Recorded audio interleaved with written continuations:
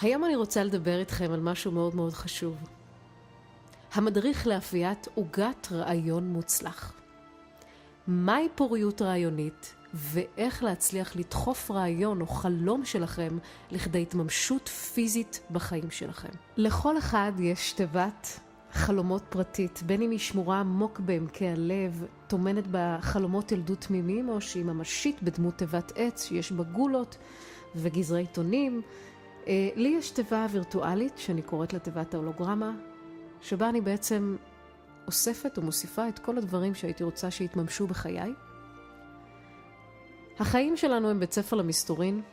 לא רבים יודעים, אבל למעשה כל דבר שקורה לנו בחיים הוא בסך הכל השתקפות פיזית למחשבות, לרעיונות, לפחדים, לרגשות שקיימים בתוכנו. למעשה כאן, בעולם הזה, אנחנו רואים רק את ההולוגרמה של תוצאות הבריאה שאנחנו ואחרים בוראים. אנחנו לא רואים את התהליך, אנחנו רואים את התוצאות. ולכן רב הנסתר על הגלוי. לפני שאנחנו ניכנס לאלכימיה המדויקת של בריאת מציאות, ואנחנו כמובן לא נוכל לפתוח כאן את כולה, אבל רק ככה בנקודות, חשוב שתבינו שהאלכימיה למעשה עובדת במארג, בד בבד עם ההתעוררות הרוחנית שלכם, הן למעשה פועלות יחדיו, מזינות אחת השנייה. אדם שרוצה לברוא איכות בחייו, חייב לחדד ולהפיח איכות גם בכישוריו התודעתיים, מה שנקרא להתעורר.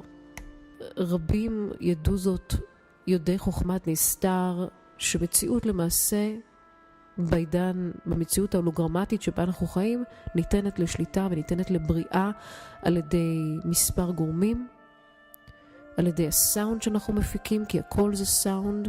ויומר אלוהים ויהי אור ויומר, זאת אומרת, הבורא ברא את העולם הזה על ידי מילה. ככה העולם שלנו למעשה בנוי ומתפתח וחי ונושם וממשיך את עצמו דקה דקה בצורה פרקטלית. העניין הוא איך אתה בורא את המציאות שלך. זאת אומרת, האם אתה מצליח להביא את עצמך למצב שאתה בורא אותה ממקום של שליטה ולא נשלטות? האם אתה מצליח לברוא מציאות שהיא למורת רוחך? אז יש לנו את הסאונד, יש לנו את ההתכוונות, החידוד, הוויזואליזציה של מה שאתה רוצה, לרדת לפרטי פרטים, משום שתבינו שהמציאות שלנו היא סוג של מראה הולוגרמטית. זאת אומרת, וכטבעה של כל מראה, מה שהיא עושה זה היא משקפת את אותו התדר שאתה נמצא בו. זאת אומרת שאם אתה נמצא בתדר של שמחה, אתה תמשוך עליך בדיוק את אותו התדר. אם אתה נמצא בתדר של שפע, אתה תמשוך עליך בדיוק את אותו התדר. אם אתה נמצא בתדר של עצבות, של קמצנות, של חוסר, אתה תמשיך ותמשוך לעצמך בחיים את אותו התדר. ולכן מלאכת בריאת המציאות זאת מלאכת מחשבת, זאת עבודה, זאת התכוונות, זאת ויזואליזציה. ולאחריה כמובן מתקיימת הודיה מתוך הכרה שהדבר כבר נעשה. ושחרור כדי לתת למצרפי הצירופים בחיינו לעשות את העבודה, כדי לסמוך על הבריאה ולהודות לה. תראו, זה נראה אולי נורא מסובך, זה נראה אולי חוקים ומפתחות ועיסוק בדבר הזה, אבל תאמינו לי שזה אפשרי. אני מבטיחה לכם שזה אכן אפשרי, וזה אפשרי לכל אחד שמחליט לקחת אחריות על החיים שלו.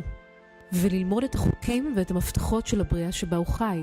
בייחוד בסיטואציות שאתה מושך על החיים שלך שוב ושוב את אותה המציאות, את אותו השיעור, ואתה לא מצליח לצאת מזה, אתה לא מצליח להבין למה דברים לא משתנים. זאת אומרת, שם יש איזושהי הזמנה לחקירה, איזושהי הזמנה לדיאלוג פנימי, של להבין איפה אתה כותב את הקוד הלא נכון, שממשיך למשוך אליו מציאות שהיא לא נכונה עבורך. כשאנחנו נכנסים פנימה ואנחנו מבררים את הקוד הזה, קוד הסורר למעשה, אנחנו יכולים לשתול גם קוד שהוא בריא, שהוא חדש, שהוא רענן, שהוא נכון לנו לתקופה הנוכחית, ואז לזמן למעשה את ההשתקפות של המציאות ההולוגרמטית, של המראה שלנו, כשינוי חדש ומרענן בחיינו. כל דבר שאדם יכול לדמיין שהוא עושה, הוא אפשרי. האמינו בעצמכם ולמדו. ידע זה כוח, ידע זה אמת, בייחוד ידע קדום מהסוג הזה. ברשותכם, מילה לסיום. אם זה דרך הסדנאות שאני מלמדת, או אנשים שמגיעים אליי בפרטי, יצא לי לראות ולהיווכח בניסים גדולים במרכאות, כן? כי כשמבינים איך הדברים עובדים, זה כבר לא כל כך נראה כמו ניסים, אלא יותר כמתודה ברורה. אני חדורת אמונה בכל אדם באשר הוא, מבחינת הפוטנציאל האינסופי שקיים בו. אנחנו צריכים להבין שאנחנו כלי נפלא, אנחנו צינור לנפלאות הבריאה, אנחנו צבעוניים. יש לנו כל כך הרבה צבעים וכל כך הרבה דברים שאנחנו יכולים לעשות מעבר למה שאפילו אנחנו יכולים לדמיין. תנו לעצמכם את הדקה הזאת של האמונה הפנימית בכוח שלכם. את הדקה הזאת של החשב מסלול מחדש. את ה-GPS הפנימי הזה שידע לקחת אתכם מתוך הידע הקדום שנמצא בתוככם. האמינו בעצמכם. תהיו הדבר ואל תשפטו את עצמכם. פשוט התבוננו ותחיו מתוך צמחה, משום שכולנו באנו לכאן כדי לשמוח.